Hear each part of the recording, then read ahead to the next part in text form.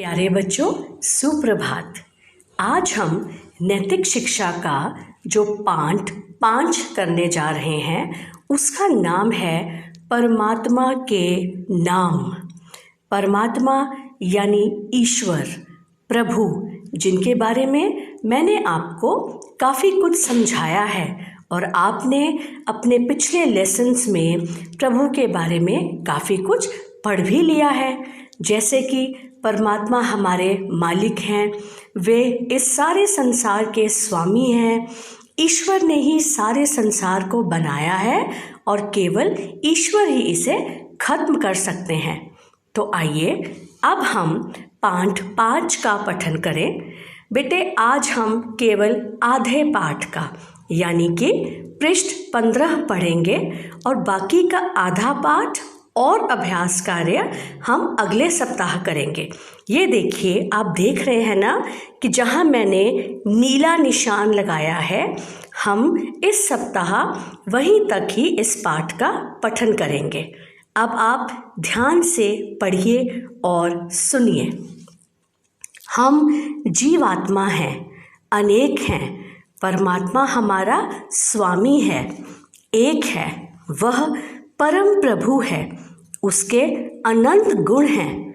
अनंत गुण होने से उसके अनंत नाम हैं।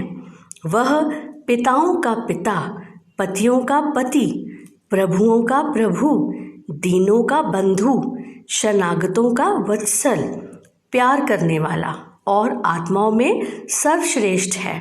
अतः वह परमपिता, परम पति, परम प्रभु, दीन बंधु, शरणागत वत्सल परमात्मा है। सबका शासक होने से वह ईश्वर और सर्वेश्वर है। योगीजन उसमें रमण करते हैं, रमते हैं, अंत वह राम है। इन पंक्तियों का भाव है कि हम जीवात्मा हैं, हम जीवित प्राणी हैं, जीव हैं, प्राणियों में रहने वाली आत्मा है और हमारी संख्या बहुत ज़्यादा है।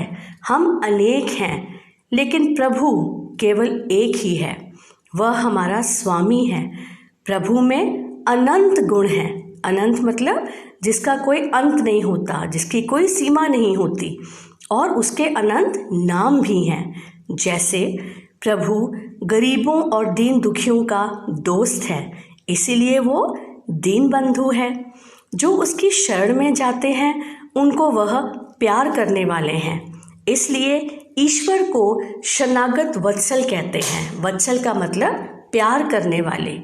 ईश्वर हम सबका शासक है, मतलब हम पर रूल करते हैं। शासक मीन जैसे राजा अपने राज्य पे रूल करते हैं, राजा शासक होता है, वैसे ही प्रभु भी इस सारे संसार को चलाते हैं।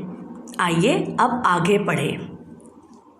परमात्मा स्वयं है, उसे किसी ने बनाया नहीं, अतः स्वयंभू है, खुदा है। दया करने से वह दयालु है, रहम करने से रहीम है। संस्कृत में अल्लाह माता को कहते हैं। वेद में भगवान को माता कहा गया है, अतः उसका नाम अल्लाह भी है। प्रजा का स्वामी होने से परमात्मा प्रजापति है।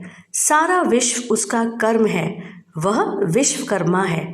वह सब जगह है, सब कुछ जानता है और सबको पालता है, इसलिए उसे सर्वव्यापक, सर्वज्ञ, सर्वपालक या विष्णु कहा जाता है। कल्याणकारी होने से वह शिव है, शंकर है। दुष्टों को रुलाने से रुद्र है। इन पंक्तियों में समझाया गया है प्रभु स्वयंभू है। स्वयंभू का अर्थ है जो खुद ही उत्पन्न हुआ हो, जिसे किसी ने नहीं बनाया। ईश्वर दयालु है, सारे संसार का मालिक है। वह सब जगह मौजूद है, इसलिए वह सर्वव्यापक है। ईश्वर सब कुछ जानता है, इसलिए वे सर्वज्ञ है।